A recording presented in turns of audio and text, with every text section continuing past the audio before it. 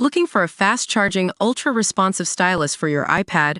Meet the 2X Fast Charge Active Stylus Pen, designed for 2018 to 2025 Apple iPads. Take your creativity and productivity to the next level.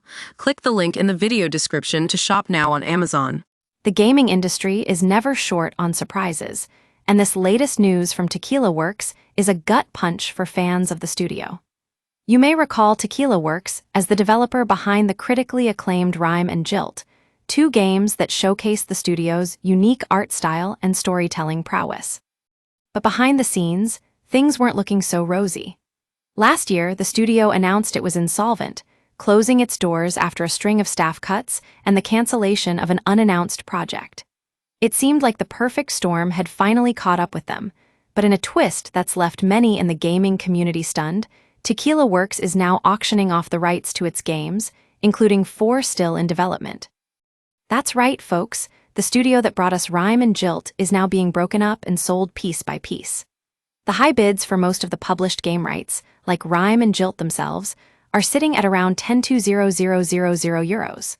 Now, I know what you're thinking. How does this happen?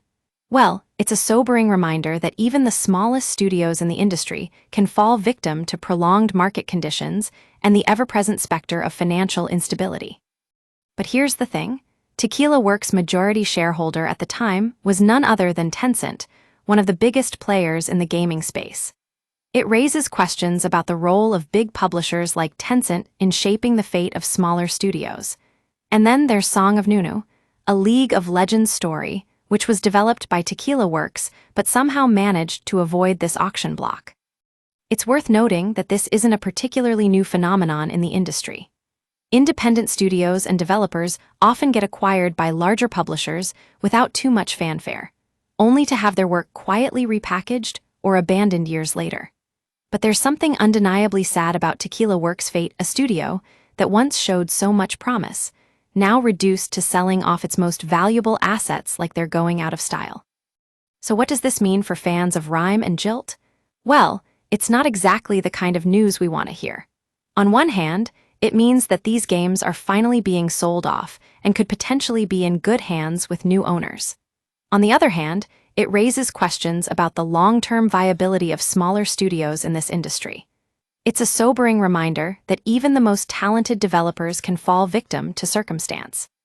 That being said, it's worth noting that Tequila Works' creative team is still committed to bringing its ideas to life, and some of those projects are actually ready for production. That's the silver lining here.